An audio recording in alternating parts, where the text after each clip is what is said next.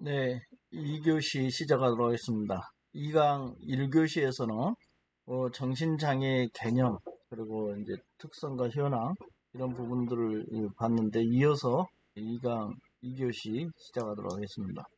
여러분, 이제 정신장애라는 게, 우리가 정신건강을 적극적으로 했는데, 개념 정의를 했는데, 거기에 반대 상대적인 어떤 용어가 정신장애라고 했고, 정신장애의 특성과 현황을 우리가 보이는데, 우리가 현황 쪽에서 우리가 그렇다면 정신건강 서비스를 이용을 어떻게 하고 있느냐, 이걸 보니까, 우리가 이제 정신장애로, 진단을 된 사람 중에 평생 동안 정신건강 문제로 전문가, 즉 의사 등에게 상담 또는 치료를 받은 적이 있는 비율을 보니까 12.1%더라. 근데 지난 1년 동안 정신건강 서비스 이용 비율은 7.2더라. 이렇게 조사됐다는 거잖아요. 우리가 2021년도 조사 결과를 토대로 한 건데, 이게 이제 2019년 말에서 2020년도에 코로나19가 확산됐죠.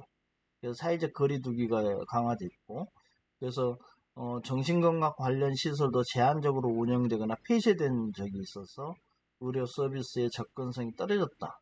이렇게 추정할 수 있다는 거죠. 우리가 전반적으로 보면요, 우리나라 한국은 지난 1년간 정신건강 서비스 이용률이 7.2라면 미국은 어떠냐? 2015년을 기준으로 해서 43.1%라는 거고, 캐나다는 2014년을 기준으로 해서 46.5%였다는 거고, 호주는 34.9%, 2009년 기준으로 굉장히 높죠. 43%, 46.5%, 34.9% 이러는데, 한국은 7.2% 정도 수준이라면 상당히 이제 한국은 상대적으로 정신건강 서비스 이용률이 낮다. 이렇게 매우 낮죠. 이런 부분을 알 수 있습니다. 정신건강 서비스 이용률과 관련해서 우리가 이제 쭉 2001년도부터 쭉 보면 쭉 올라가다 상승하다 2016년 이후에 2021년까지는 떨어지는 이런 이제 우리가 추이를 볼 수 있죠. 이제 추이를 볼 수 있습니다. 정신장애 진단 분류 체계를 한번 볼까요? 우리나라에서 공식적으로 사용한 분류 기준이 이제 크게 두 개가 있습니다. 세계보건기구, WHO죠. 세계보건기구에서는 ICD라고 해가지고요. ICD, 일종의 질병 분류. 그런데 이 ICD라는 게 또 여러 가지 버전이 있습니다. 근데 이 ICD는 모든 종류의 질병을 다룬다는 점에서 DSM과 다르죠. DSM은 정신장애 진단 및 통계 편람 아니면 정신질환 진단 및 통계 편람 이렇게 번역된다고 했죠. 그래서 이건 정신질환 쪽에 포커스 집중이 되어 있고요. ICD는 모든 신체장애, 정신장애 다 포함되어 있는 겁니다. 그래서 우리가 두 가지의 분류 기준을 공식적으로 사용하고 있고, 주로 미국의 정신의학협회에서 정신의학계에서는 주로 이제 미국의 정신장애 DSM을 이제 많이 보고 있고요. 그렇지 않고 심리나 이런 쪽에서는 ICD도 많이 기준으로 하고 있습니다. 그래서 이것은 신체장애 그리고 정신장애 다 포함하고 있죠. 세계보건기구에서 ICD를 쓰고 있습니다. 우리가 ICD도 여러 버전이 있는데 10이 있습니다. ICD 10 정신장애 분류가 이렇게 쭉 보면 F00에서 F09 이렇게 해서 증상을 포함한 기질성 정신장애. 기질이라는 게 아까 생물학적인 측면을 얘기한다고 했죠. 그래서 기질성 정신장애 쭉해서 뭐 밑에 보면 쭉 그 정신분열 그리고 기분장애 쭉 성인 인격 행동장애 지적장애 그리고 F80에서 89는 정신발달장애 그리고 마지막에는 비특정장애 이렇게 F99 이런 식으로 분류가 돼 있어요. 그러니까 이걸 참조하면 되는 것이죠. 그래서 이런 체제로 돼 있고 DSM-5인데 글자가 작습니다만 이제 조현병 스펙트럼 및 기타 정신병적 장애 신경 발달 장애, 양극성 관련 장애 이렇게 쭉 여기에 이렇게 나와 있죠. 그리고 마지막에 이제 19회는 성독착 장애 그리고 20회 기타 정신 장애 이런 식으로 쭉 분류가 되어 있습니다. 그래서 해당 영역에 들어가느냐 이렇게 DSM-5가 여기 분류 체계가 되어 있다는 것이죠. 우리가 다음에 볼 것은 여러분 이제 정신장애가 무엇이냐 했을 때 정신장애의 종류를 쭉 이렇게 우리가 한번 살펴보죠. 이런 부분들은요, 여러분 정신장애 종류를 뭐 다 외우고 뭐 이럴 필요는 없습니다. 왜 그러냐면 DSM도 나와 있고 ICD도 있고 그렇기 때문에 이걸 찾아보면 돼요. 약간의 그런 특성에 대해서만 살펴보도록 하죠. 여러분 많이 들어봤죠? 조현병. 조현병은 뇌에 기질적 이상은 없어요. 기질적 이상이 없는데도 불구하고 망상은 여러 가지 있죠. 피해망상, 과대망상, 관계망상, 애정망상 이런 것들이 있고요. 또 환각이 있어요. 환청, 환시, 환후 이런 환각도 있고 혼란스러운 언어로 이렇게 되고 부적절한 행동을 또 하기도 하고 정서적으로 무감각하고 의욕이 상실되는 행동을 보이기도 하죠. 이런 부적응적인 증상을 주요 이제 정신질환으로 하는 거죠. 여러분 조현이라는 게 뭐예요? 현악기의 줄을 고르다 할 때 조현입니다. 이 조현을 하면 항상 떠오르는 인물이 있는데 그 현악기 음을 잘 확인하는 사람들 있죠. 그리고 만성 정신장애로 발전하게 되기도 하죠. 이게 왜냐면 조현병이 장애잖아요. 그래서 항상 만성 정신장애로 많이 발전하기도 하죠. 조현병 원인은 뭘까요? 명확하게 밝혀지진 않아요. 근데 유전적 요인, 뇌의 구조적 기능적 손상, 뇌의 화학적 이상, 도파민 과다 분비라든지 출생 전후의 신체적 문제, 가족 갈등 등 과도한 감정 표현 이런 것들로 이렇게 원인을 이렇게 볼 수 있는데 명확하지는 않다는 거죠. 조현병은 평생 유병률을 보면 인구의 약 0.2에서 2% 정도 됩니다. 10대 후반에서 30대 중반에 주로 발생한다 이렇게 봅니다. 조현병은 어떤 현악기의 줄을 고르는데 거기서 이탈하는 거죠. 이탈해서 여러 가지 망상과 환각에 시달리는 이런 병을 조현병이다 이렇게 볼 수 있고요. 신경 발달 장애라고 또 있습니다. 그래서 신경 발달 장애 대표적인 것은 주의력 결핍 과잉 행동 장애, ADHD, 그리고 자폐 스펙트럼 장애 이게 이제 있는데요.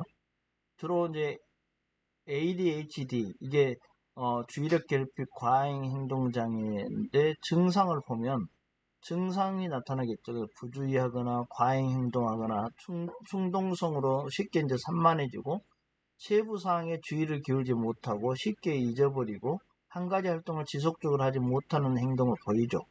주변에서도 이런 ADHD 환자들을 좀 볼 수 있습니다. 자폐 스펙트럼 장애도 우리가 이제 종종 자폐증이라고 불리는데 우리가 이제 이게 자폐증이 발달 장애 쪽에 들어가 있는 거죠. 그래서 우리가 정신적 장애에서 발달 장애, 정신 장애로 이렇게 쪽이 나눕니다. 그래서 자폐 스펙트럼 장애는 지적 장애와 자폐 스펙트럼 장애가 이게 발달 장애에 해당되죠. 영역을 보면. 자폐증이라 부르고 사회적 의사소통 능력이 부재하죠. 그리고 뇌기능의 발달 지연으로서 상당히 이제 그 아동 같은 정신지능을 가지고 있죠. 자폐증 아동을 우리가 보면 사회성이 결합되어 있겠죠, 당연히. 그리고 제한되고 고정된 관심사나 반복적 행동 등을 쭉 하죠.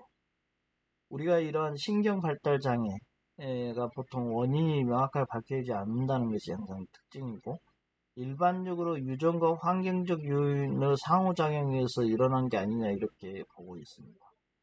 신경 발달 장애라는 게 있고 우리가 양극성 및 관련 장애다 이렇게 해서 우울 증상과 조증 증상이 서로 교차되는 양극성 장애다 이렇게 보는데, 양극성 장애 원이 있고 완극성 장애 2가 있죠.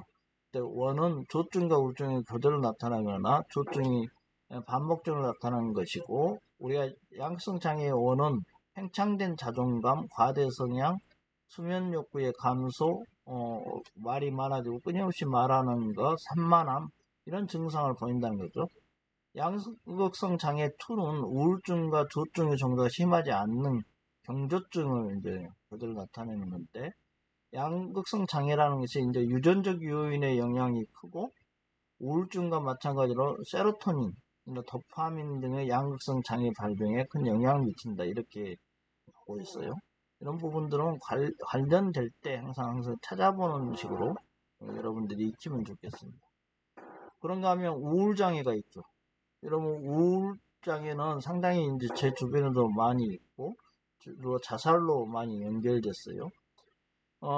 우울장애는 우울하고 슬픈 기분이 지속되고, 우욕과 즐거움이 감퇴되고, 무가치하다고 느끼거나 어떤 인지나 신체 기능 변화가 생긴 증상을 나타내는데, 우울증이 발생하는 원인은 생물학적 원인으로도 유전적 요인, 신경 전달 물질 불균형, 뇌 구조의 기능 이상, 이런 것들이 지적되기도 하고, 신경 전달 물질은 세로토닌, 도파민 등 물질과 관련이 있기도 한다고 그래요. 그리고 심리학적 원인으로는 가족 구성원이 사망하거나 심각한 질병에 걸리거나 직장을 상실하거나 이러한 이제 이것을 사건이라고 하죠. 사건인데, 사건은 생활 사건이죠. 중요한 주변에 가까운 생활 사건이라고 부르는데, 이런 사건들이 일어나면 우울증을 발병하게 되죠. 주요 우울 장애라는 표현을 쓰는데, 가장 심한 증상을 나타내는 우울 장애를 주요 우울 장애라고 합니다.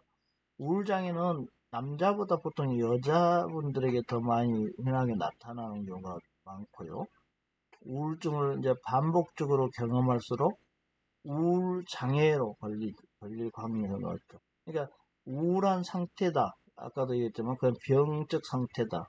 우울증으로 진단된다. 우울 질환이다. 그것을 고착화되어서 계속 된다. 그럴 때 우울장애다. 이렇게 우리가 구분해 볼 수는 있다는 것이죠.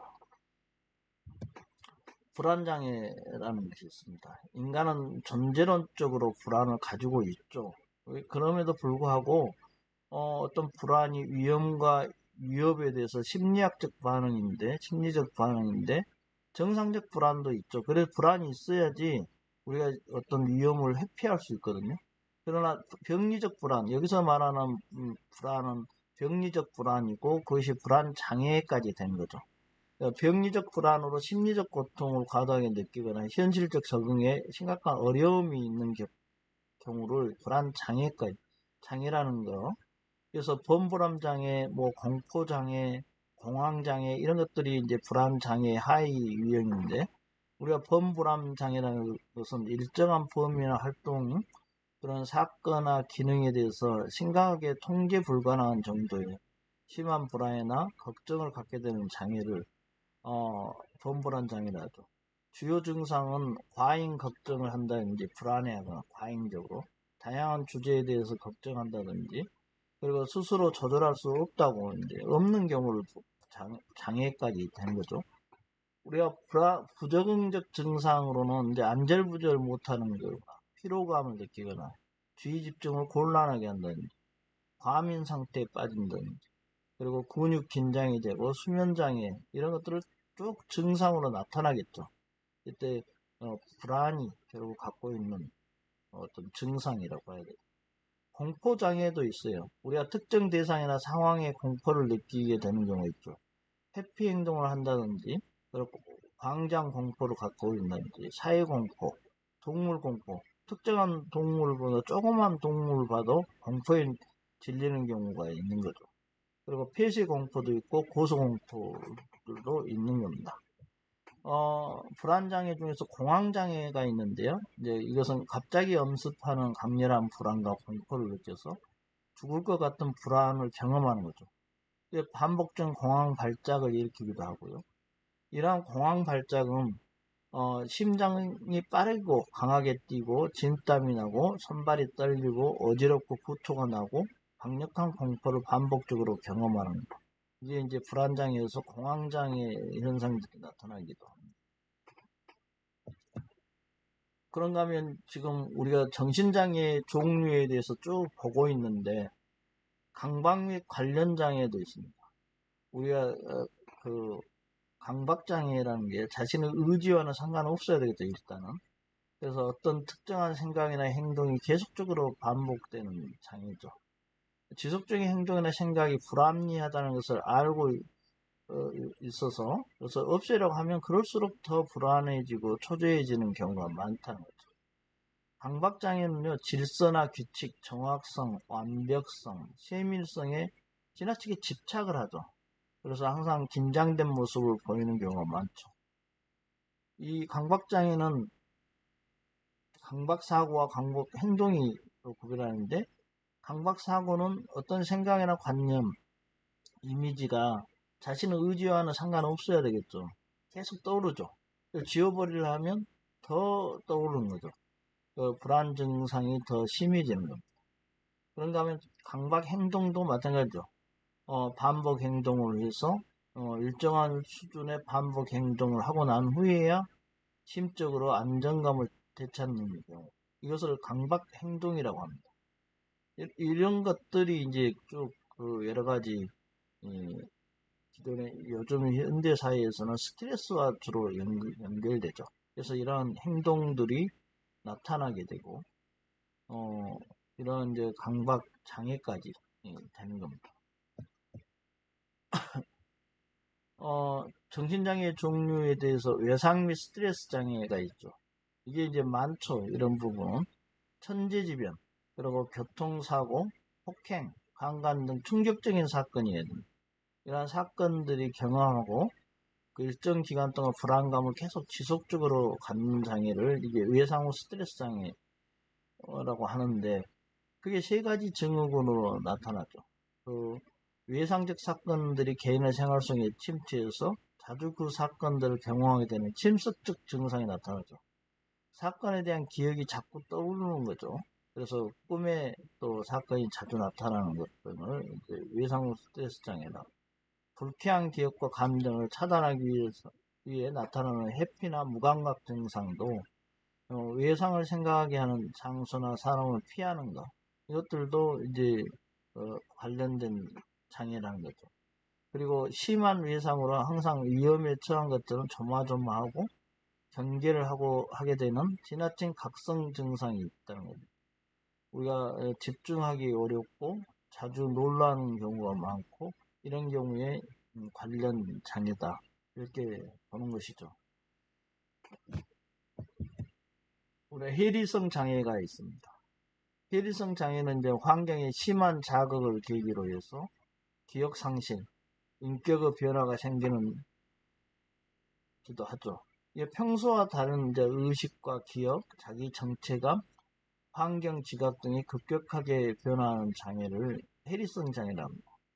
해리성 장애의 원인은 자신에게 가해질 심리적 충격을 심리적으로 방어하기 위해서 비정상적인 자기 방어 방법을 주로 무의식적으로 이용해서 스스로를 보호하고 외부 자극으로부터 얻어진 자신의 병적 갈등을 해소하기 위한 것인데, 이게 이제 전혀 다른 어떤 방어 기제를 작동시키는 것이죠. 그래서 전혀 이제 평소의 자기와 다른 어떤 자기 정체감을 표출하는 것, 이걸 이제 해리성 장애라고 합니다. 우리가 정신장애의 종류가 많죠. 그래서 이런 장애의 종류들을 쭉 보고 있고요. 2교시는 이것으로 마치도록 하겠습니다. 여러분 수고하셨습니다.